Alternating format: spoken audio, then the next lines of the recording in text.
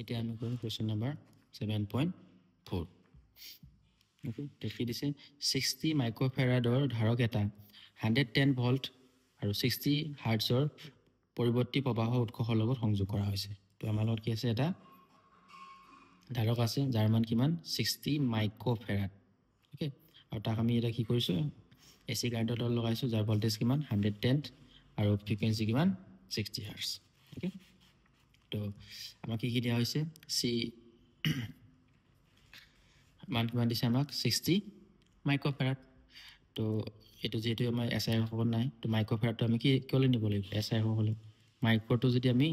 SI হ'লে নি কিমান হ'ব 10 to the minus 6 ওকে 6 ফেৰাড তো ভোল্টেজ দিছে আমাক 110 আৰু ফ্ৰিকোয়েন্সি কিমান দিছে আমাক 60 হাৰ্টজ ওকে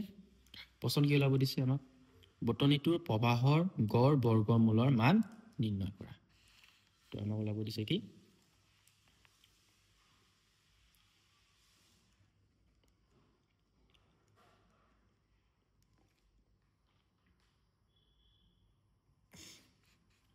প্ৰবাহৰ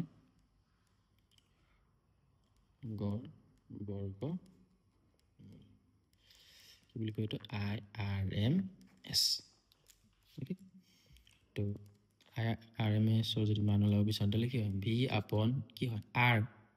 R কি কাৰ কাৰণে আহে R আহে আমাৰ ৰোধকৰ কাৰণে বা XL কাৰ কাৰণে আহে যদি হে আমাৰ কি থাকে আবেশক থাকে ওকে কিন্তু আমাৰ এই প্ৰশ্নটোত কি দিছে আমাৰ কি আছে প্ৰশ্ন দিছে চোৱা কি আছে আমাৰ লগত ধাৰক তো ধাৰক থাকিলে কি আহিব ধাৰক আহিলে আহিব আমাৰ XC ওকে মই কৈ দিছো আসলে কি হয় বস্তুটো এটা XC ওকে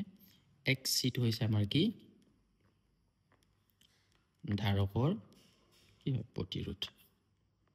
সিম্পল ল্যাঙ্গুৱেজ মানে এটা ধাৰকৰ ৰোধকৰ মান কিমান এটা ধাৰকৰ কি থাকিব ৰোধক থাকিব তো এই ৰোধকৰ মানটো কিমান হেতুকে আমি কি কওঁ ধাৰকৰ প্ৰতিৰোধ বুলি কওঁ ওকে আৰু ইয়াৰ ফৰ্মুলাটো কি হয় 1/ωc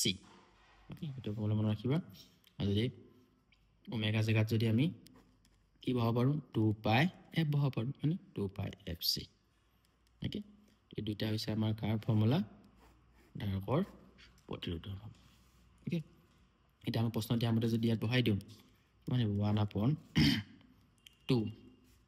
পাই মান কিমান 3.14 f টো আমাক কিমান দিছে 60 আৰু c মান কিমান 60 মাইক্ৰ'ফেৰাড 60 into 10 to the power minus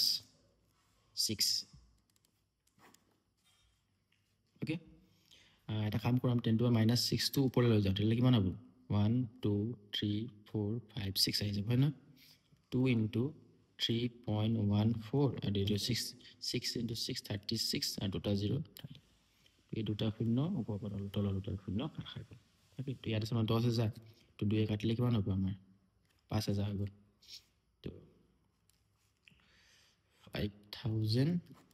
3.14 into 36 কৰা এটা হ'ব অলমোস্ট 113 এটা যদি কৰিব পৰা 44.24 আহিব ওকে এটা হলে আমাৰ কাৰ মান x c মান তো x c মানটো আমি ক'ত বহাই দিম এতিয়া ইয়াত বহাই দিম ওকে তো x c মান ইয়াত বহাই দিম v মান আমাক দিয়া হৈছে কিমান 110 আৰু x c মান কিমান পালো 44.24 ওকে তো এই ক্যালকুলেশন কৰিলে কিমান পাবা 2.48 এম্পিয়াৰ এটা হৈছে আমাৰ কি IRMS ওকে এটা মনত ৰাখিবা এটা হৈছে আমাৰ ধাৰকৰ প্ৰতিৰোধৰ ফৰ্মুলা ওকে